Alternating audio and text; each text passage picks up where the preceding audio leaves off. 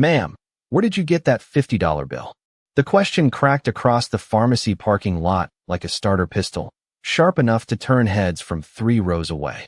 Evelyn Carter stopped beside her faded blue sedan, one hand resting on the door handle, the other clutching a small white paper bag with blood pressure medicine inside. At 72, she moved carefully, not slowly, with the practiced balance of someone who had learned long ago that life did not pause when your knees did. Her silver curls stirred in the cool Georgia wind. She looked up at the uniformed officer standing in front of her. Officer Daniel Briggs was tall, broad-shouldered, polished boots, mirrored sunglasses, and the kind of jaw that seemed permanently set in judgment. His cruiser idled nearby, red and blue lights washing over the storefront windows in restless color. "I said," he repeated louder, "where did you get that bill?" A few shoppers slowed their carts. A man loading groceries into a pickup stopped mid-motion. Someone near the entrance lifted a phone chest-high and began recording. Evelyn blinked once, calm and steady. "From my bank," she said. "Same place most folks get their money." A few nervous chuckles rose from the crowd, then died quickly when Briggs took one step closer. "Cute answer," he said. "Counterfeit bills have been moving through this side of town all week." He held out his hand. "Purse. Now." Evelyn's fingers tightened around the medicine bag. "Young man," she said quietly, "I already paid for my prescription." Briggs did not smile. "And now you're being investigated." He reached for the handbag hanging from her shoulder and pulled it free with more impatience than force, dumping its contents across the hood of his cruiser. A pair of reading glasses, a church bulletin folded twice, peppermint candies in a small tin, receipts tied with a rubber band, and a weathered photograph that fluttered loose, spinning once before landing face up on the asphalt. In the picture, a younger Evelyn stood in front of a brick building beside a line of teenage boys in denim jackets, all grinning like they had just outrun trouble. She saw it hit the ground and instinctively bent to retrieve it, but Briggs stepped forward first, pinning it beneath the toe of his boot without even looking down. "Stay where you are." The parking lot went still. Even the automatic doors behind them seemed to hush between openings. Evelyn straightened slowly. Her face did not harden. It saddened. "That picture means something to me," she said. Briggs shrugged. "Then maybe you should have kept better track of it." He held the bill up to the light, as if the sunlight itself worked for him. "You people always say it came from somewhere respectable."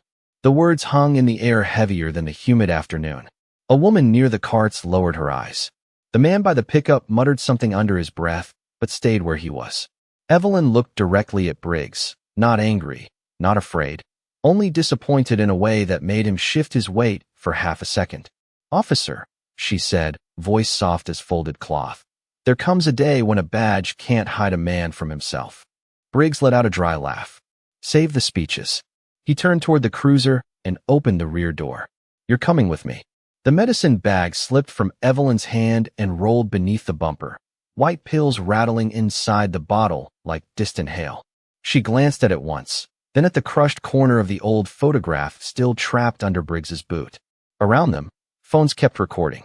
No one moved. Above the lot, thunder murmured somewhere beyond the clouds, and down the highway, so faint no one noticed yet, came the low growl of engines. The ride to the station lasted 9 minutes, though it felt longer because no one spoke. Rain began halfway there, a thin drizzle tapping against the cruiser windows in patient little clicks. Evelyn Carter sat upright in the back seat, hands folded in her lap, eyes on the passing streets she had known for 40 years. The diner where she once worked double shifts. The barber shop that still kept a faded photograph of its founder in the window. The church corner where children sold lemonade every July. Through the glass, the town moved as it always had, but from behind a locked door, everything looked farther away. "Officer." Daniel Briggs drove with one elbow on the armrest, jaw tight, radio muttering static between dispatch calls. Twice he glanced into the rearview mirror, not at her face, but at the calm of it. Most people protested. Most people asked questions. Most people tried to explain themselves to a man who had already decided. Evelyn simply watched the rain. When they arrived, the station lobby smelled of coffee gone cold and wet uniforms drying under fluorescent lights. A television in the corner played muted weather updates while captions crawled across the bottom of the screen. Briggs guided her to the booking desk with the stiff impatience of someone annoyed by dignity. Name? The clerk asked without looking up. Evelyn Marie Carter. Age? 72. The clerk finally lifted his eyes. Something in his expression softened, then quickly disappeared when Briggs set the suspected bill on the counter like a trophy. Forgery investigation, Briggs said. Possible fraud. The clerk hesitated before typing. Keys clicked slowly. Rainwater dripped from Briggs's sleeve onto the tile. Evelyn reached into her coat pocket. My glasses, please, she said. Briggs frowned. Why? Because if you are taking my freedom for the evening, I would still like to read. The clerk almost smiled before catching himself. A younger deputy named Luis Mendoza stepped from a hallway carrying paperwork. He looked from Briggs to Evelyn to the pharmacy receipt still tucked beside the evidence envelope. She bought medication? He asked quietly. Briggs snapped the folder shut. You handling my case now? Mendoza said nothing more, but his eyes lingered on the white prescription bag in the property bin. They placed Evelyn in a small holding room with a steel bench, a sink that dripped every 12 seconds, and a narrow window fogged at the edges. The door closed with a heavy click. Inside, the air was cool enough to make her shoulders rise. She sat carefully, smoothing the wrinkles from her coat. After a moment, she reached into the pocket they had forgotten to search and found one peppermint candy wrapped in red plastic. She smiled to herself and set it beside her on the bench as if saving it for company.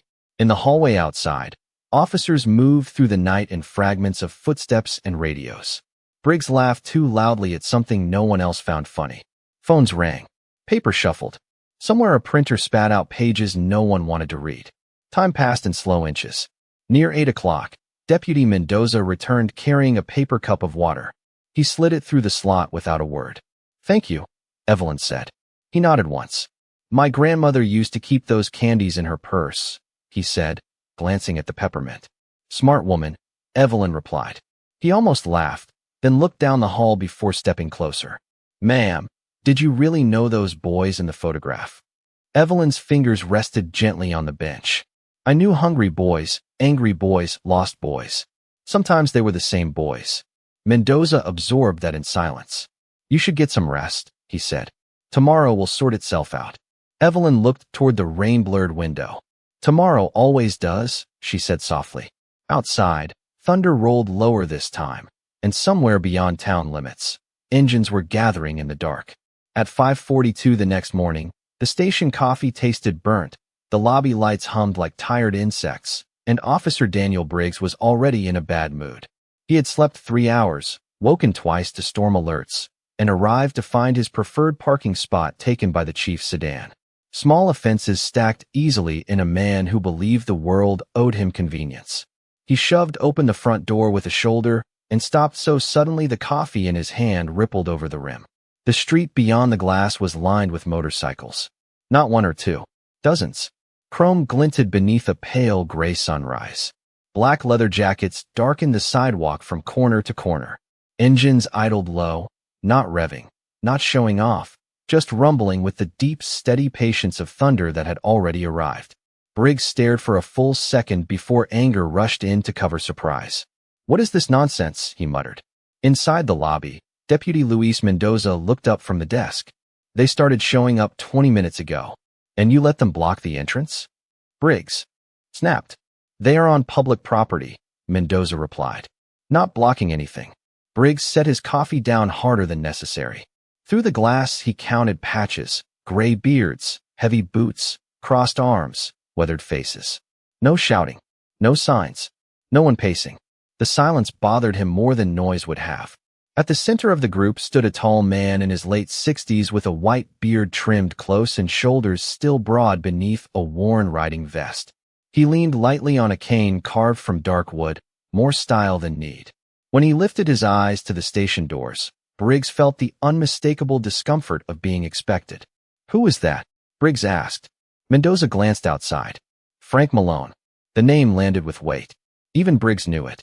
Years earlier, Malone had helped organize toy drives, hurricane supply runs, and veteran fundraisers across 3 counties. Half the town called him trouble from another era. The other half called him when trouble arrived. Briggs straightened his uniform collar. Good. Then he should know better than to intimidate law enforcement. He marched outside before anyone could answer. Damp morning air wrapped around him, cool and sharp. 50 heads turned, then held still. The engines continued their low mechanical breathing. Briggs stepped onto the sidewalk and spread his hands in official irritation. Show's over. Move along. No one moved. Frank Malone took one measured step forward, cane tapping once against the concrete. Up close, his eyes were pale blue and unhurried. "Morning, officer. You organizing an unlawful gathering?" Briggs demanded. Malone glanced at the line of riders behind him. "Looks lawful to me. Nobody yelling. Nobody littering. Beautiful sunrise, too."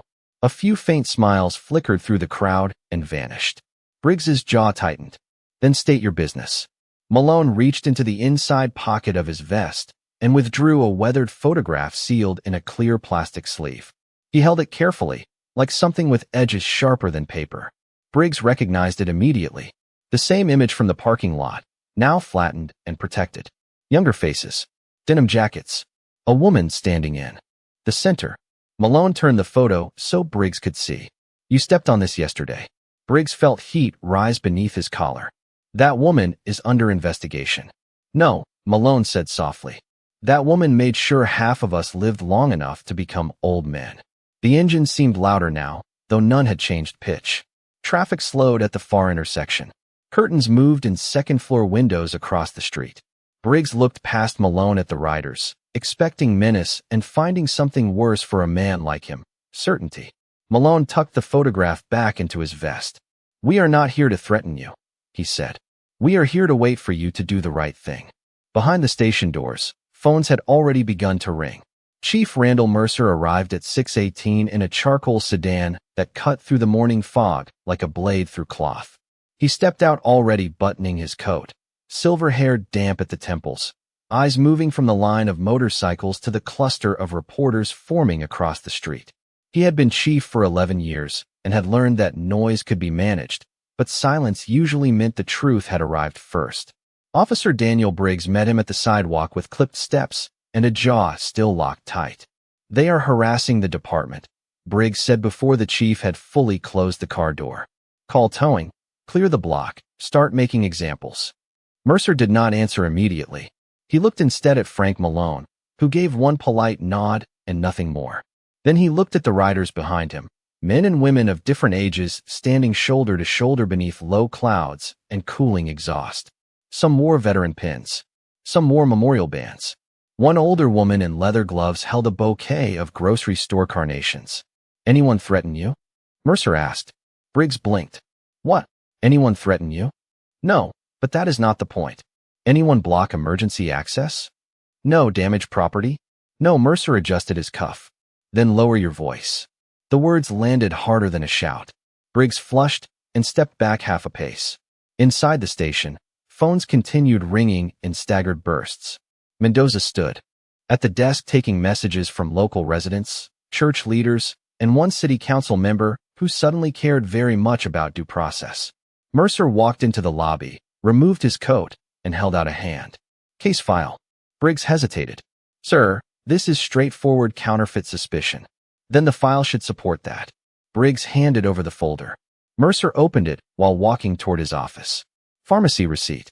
Body camera notes with no camera footage attached. One bill marked suspicious. No verification from the bank. No witness statement from the cashier. No criminal history. No immediate threat. No flight risk. He stopped at the doorway and turned one page back. Why was a 72-year-old woman held overnight on this? Briggs folded his arms. Procedure. Mercer looked up slowly. "No. Procedure is what men say when they do not want to admit choice." The lobby went quiet enough to hear rainwater dripping from an umbrella stand. In the holding room down the hall, Evelyn Carter sat where they had left her, hands folded, coat neatly buttoned, peppermint candy still unopened beside her. She had slept little, yet there was no bitterness on her face, only the steady patience of someone who had waded through worse things than fluorescent mornings. Mercer entered alone. "Mrs. Carter," he said, voice softer than the station had heard all day. "I am Chief Mercer. I owe you an apology." Evelyn looked up. "You owe yourself a better department first." He exhaled through his nose, the closest thing to a smile he had managed that week. "Fair enough. He unlocked the door and stepped aside. You are free to go. She rose carefully. My medicine? Already brought to the front desk. She paused near him. And the young officer? Mercer met her eyes. That part is not finished. They walked together toward the lobby. As Evelyn entered, every conversation seemed to thin and drift away. Mendoza straightened. A clerk lowered his gaze. Briggs stood near the entrance, rigid as a mannequin, hands behind his back, anger now edged with uncertainty. Through the glass doors, 50 riders waited in perfect stillness. Frank Malone removed his cap when he saw her. One by one, others did the same. No cheering, no chants, just respect moving through the line like wind through trees. Mercer opened the door for her himself. Cool air rolled inside, carrying the scent of rain and gasoline. Evelyn stepped onto the sidewalk, shoulders small, presence enormous. Briggs watched as the entire street seemed to rearrange itself around a woman he had mistaken for powerless. The first sound was not an engine. It was the soft tap of Frank Malone's cane against the wet sidewalk as he stepped forward and opened his arms. Evelyn Carter smiled for the first time that morning and let him embrace her carefully, like family returning after too many winters apart. The riders behind him lowered their heads in quiet greeting. Some were gray-haired grandfathers now. Some had stiff knees, reading glasses, and wedding bands dulled by years of honest work. Yet in the way they looked at her, they were boys again. Miss Evelyn, Frank said, voice roughened by age and weather. You kept us waiting long enough. A ripple of warm laughter moved through the line. Evelyn touched his cheek with one gloved hand. Franklin Malone, you still standing crooked. That is because life kept leaning on me, he replied. Even Chief Mercer allowed himself a small smile near the doorway. Across the street, reporters scribbled notes and lifted cameras higher. Officer Daniel Briggs remained just inside the entrance, feeling every lens tilt toward the story he no longer controlled. Frank turned and motioned to the riders. One by one they approached, not crowding her, each carrying something simple. A loaf of bread wrapped in wax paper. A bouquet from a gas station cooler. A handwritten card. A knitted scarf. A pharmacy gift card tucked inside an envelope. Tokens, not spectacle. Gratitude made visible. You fed me when my mother was in the hospital, said one man with tattooed hands and gentle eyes. You helped me fill out my first job application, said another. You made me wash dishes before I could eat, a third added, drawing chuckles from the group. Evelyn lifted her chin. And you broke 2 plates on purpose. I was nervous, he said. The laughter came easier now, dissolving tension the way sunlight dissolves fog. Chief Mercer stepped outside and addressed the gathering. Mrs. Carter is free and cleared of all suspicion. The department is reviewing the actions that led to her detention. It was careful language, official language, but even that much sounded different in the open air. Frank glanced toward Briggs through the glass. Review is a good start. Briggs pushed through the doors before anyone could stop him. Pride had carried him too far to retreat quietly. This is a circus, he said. You people show up in costumes and think you run the town? The laughter vanished. Rain ticked softly from awnings. Mercer's expression hardened, but Evelyn raised one hand before he could speak. She stepped toward Briggs, small enough that he could have mistaken her for fragile if he had not already made that error once. Up close, he looked tired. Anger often does that to a face. Young man, she said, her voice low and steady. Nobody here came to rule anything. They came because kindness leaves witnesses. Briggs opened his mouth, then closed it. The cameras loved silence when it belonged to the wrong person. Evelyn continued. Yesterday you saw an old purse, tired shoes, and wrinkled hands. You did not see the kitchens I cleaned, the children I buried, the rent I paid late, the boys I fed, the nights I prayed over strangers. That is the danger of judging fast. You only measure what is easy. Even the idling motorcycles seemed to hush around her words. Briggs stared at the pavement. For the first time since anyone could remember, he had no script ready. Chief Mercer stepped beside him. Badge, he said quietly. Briggs looked up. Sir, turn it in. The metal star trembled once in Briggs's hand before he unclipped it. No shouting followed. No applause. Frank simply nodded, as if something overdue had finally arrived. Evelyn accepted none of the victory for herself. She bent, picked up the dropped pharmacy bag Mendoza had brought outside, and checked the label through her glasses. Well, she said softly, if everyone is finished making history, I still need to take my medicine by 9. For a long moment, no one moved. The morning seemed to hold its breath with the town. Rainwater slipped from awnings in slow drops. Steam rose faintly from exhaust pipes, cooling in the damp air. Officer Daniel Briggs stood on the station steps without his badge, one hand empty at his side, the pale outline of authority still pressed into his uniform where the metal had rested for years. It was strange how quickly a symbol could become only cloth. Chief Randall Mercer took the badge from him without ceremony and placed it in his coat pocket. Then he turned back inside to answer phones, sign forms, and begin the kind of paperwork that never made headlines but changed lives all the same. Briggs remained where he was, unsure whether to leave or stay. No one told him what to do now. Across the sidewalk, Evelyn Carter adjusted the strap of her handbag and peered into the medicine bag again, as if the dosage mattered more than public justice. In that moment, it probably did. Frank Malone stepped closer. "Miss Evelyn, my truck is warm and my schedule is clear." She gave him a sideways look. "Your truck smells like gasoline and old French fries." "That is called character," he replied. Several riders laughed softly. "Then your character needs cleaning," she said, and the line of bikers brightened with the easy joy of hearing her scold someone else for once. A black touring motorcycle rolled forward, polished enough to mirror the gray sky. Frank steadied it while another rider offered Evelyn a folded blanket for the seat. She thanked him by name before he introduced himself, which startled him more than anything that morning. "You remember me?" he asked. "You were the boy who cried when the dog got loose," she said. "That was 43 years ago. And you are still dramatic." Even Chief Mercer, visible through the lobby glass, laughed into his coffee. Briggs heard every word and found no place to stand inside them. He looked toward Evelyn, expecting triumph, perhaps cruelty, perhaps the sharp satisfaction people often imagined revenge would bring. Instead, she turned to him with the same calm eyes she had worn in the cruiser, in the cell, in the rain. "Officer Briggs," she said.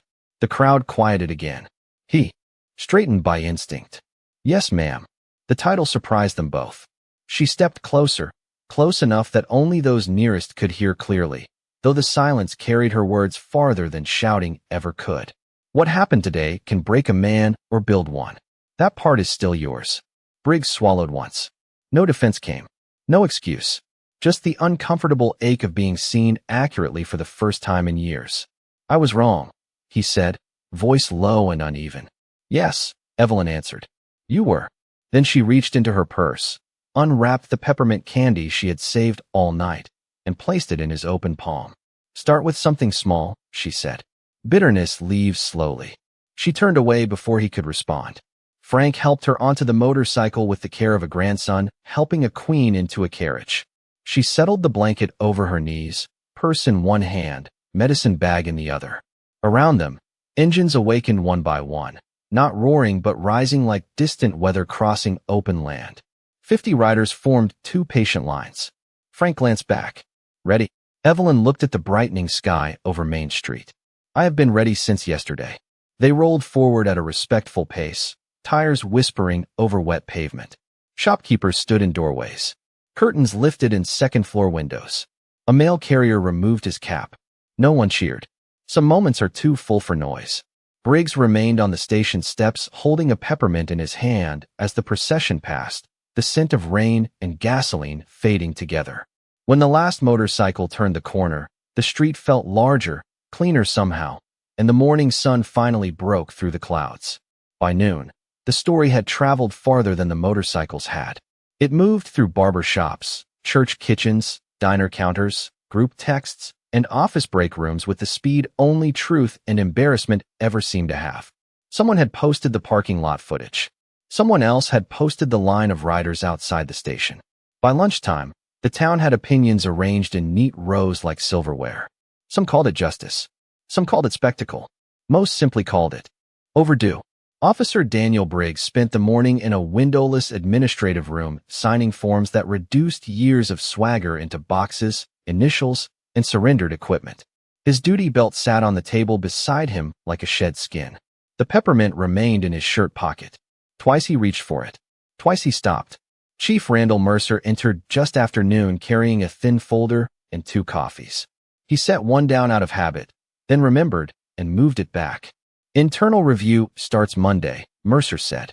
You are on unpaid leave effective immediately. Briggs stared at the tabletop grain. People hate cops now.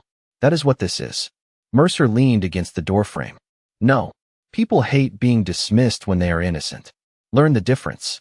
He left the folder and walked out. Briggs remained seated for several minutes after the room emptied, listening to the fluorescent lights buzz overhead. They sounded like all the warnings he had ignored. Across town, Evelyn Carter sat at her kitchen table beneath a window crowded with potted herbs and chipped ceramic angels. Her small house smelled of cinnamon tea and clean laundry. The motorcycle procession had ended an hour earlier when Frank Malone and the others delivered her home, accepted slices of pound cake from her freezer, and left only after promising to call more often. Now the house was quiet except for a clock ticking above the stove. She lined up her medicine bottles in a careful row and swallowed the morning pills she had nearly missed. Then she opened a dented tin box filled with photographs, letters, and old receipts folded into memories. There was Frank at 19, trying to look dangerous while wearing an apron in her soup kitchen. There was Luis Mendoza at age 8 holding a school spelling bee ribbon beside his grandmother. There was a newspaper clipping about a flood relief drive led by local writers who never mentioned where they learned to serve strangers first. A knock sounded at the door. Evelyn did not hurry. She rarely did. When she opened it, Briggs stood on the porch in plain clothes, hair damp from heat, hands empty except for a grocery sack. Without the uniform, he looked younger and less certain, which is another way of saying more human. I brought your things, he said. Inside the bag were her reading glasses, the church bulletin, the receipts tied with a rubber band, and the photograph now smooth flat inside a new plastic sleeve. He held it with both hands when he offered it back. I should have come sooner. Evelyn accepted the bag and stepped aside. Then come now. He hesitated before entering the narrow kitchen where every chair looked like it had listened to hard conversations before. She pointed to one. He sat. She poured tea into 2 mismatched mugs. Why me? He asked after a long silence. Why give me that candy? Why not let me drown in it? Evelyn stirred her tea slowly. Because some people mistake consequences for cruelty. They are not the same thing. Briggs looked down. I do not know how to fix what I have been. Good, she said. That means you finally know it is broken. He almost smiled, then failed at it. Outside, a lawn mower hummed somewhere down the block. Inside, sunlight moved across the table inch by inch. Evelyn slid a notepad toward him with 3 names written in careful cursive. Food pantry, veteran shelter, community cleanup on Saturday. Start there, she said. Use your back before you use your opinions. Briggs read the list twice. You really think people will accept me? Evelyn sipped her tea. That depends. Are you planning to arrive as a victim or a worker? He folded the paper and placed it in his pocket beside the peppermint. Saturday arrived bright and windless. The kind of southern morning that made fresh paint smell stronger and church bells carry farther.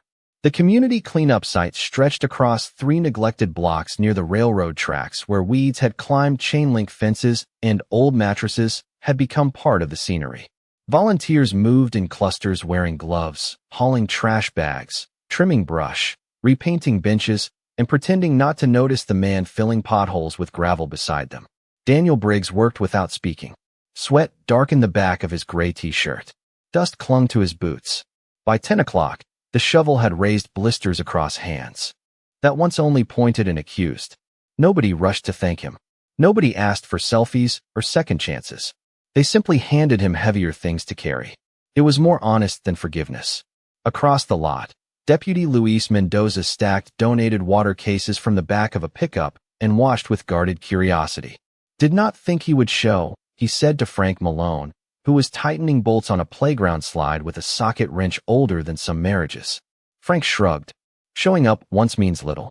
Showing up, sir, means more. Evelyn Carter sat under a shade tent near the registration table, like a general who preferred kindness to medals. A clipboard rested in her lap. She wore a wide straw hat, white sneakers, and the calm authority of someone who could direct chaos with a raised eyebrow. Children drifted near her for cookies. Volunteers checked in with her before they checked in with organizers. When Daniel finished spreading gravel, he approached for more work, breathing hard. She looked over the clipboard without lifting her head. Restrooms need scrubbing. He blinked. The portable ones. Do they make glamorous ones now? She asked. A few nearby volunteers laughed. Daniel nodded once and took the brush. By noon, the sun sat high and unforgiving. The cleanup site looked transformed. Grass cut low, sidewalk clear, benches blue again, flower beds edged neat with brick. Even the abandoned lot seemed to stand straighter. Daniel returned carrying empty cleaning supplies, face flushed, shirt damp, pride stripped down to usefulness. Evelyn handed him a bottle of water. Sit. He obeyed. They watched children test the repaired swings while older neighbors leaned on canes and offered unsolicited advice to everyone. I used to think respect came with authority, Daniel said after a while. Evelyn opened a small paper sack and offered him half a biscuit. And now I think authority without service is costume jewelry. She smiled faintly. Not bad. Took you long enough. He accepted the biscuit with tired hands. Across the lot, a black touring motorcycle rolled in slow and quiet. Frank Malone dismounted carrying 2 trays of barbecue from a local diner. Peace offering from Earl, he announced. He says if folks can change, so can his sauce recipe. Groans and laughter followed. Frank spotted Daniel sitting beside Evelyn and paused just long enough for old instincts to measure old enemies. Then he walked over and held out a tray. You eat pulled pork? Daniel stood automatically. Yes, sir. Frank raised an eyebrow. Do not call me sir unless you plan to polish my bike. Evelyn nearly choked on her tea laughing. Frank handed Daniel a sandwich wrapped in wax paper. You did decent work today. Daniel took it carefully. I am trying. Frank nodded toward the clean playground. Try again next week. The words were simple, but everyone near enough understood their weight. Mendoza tossed Daniel a pair of work gloves from across the lot. Keep those. You earned the smell. More laughter. It came easier now. The kind that does not erase the past, but loosens its grip. As the afternoon light softened, neighbors gathered around folding tables for lunch. Daniel found himself carrying plates to elderly residents before serving himself. No one instructed him. Some habits arrive better than they leave. Evelyn watched him move through the crowd, slower now, humbler, useful. She folded her hands over the clipboard and looked up at the clear blue sky. There you are, she murmured softly, as if speaking not to him but to the man he might still become. 3 months later, autumn arrived with cooler mornings and gold light that lingered across rooftops before surrendering to evening. Main Street looked cleaner now. Flower boxes sat beneath shop windows. Fresh paint covered benches once scarred by weather and neglect.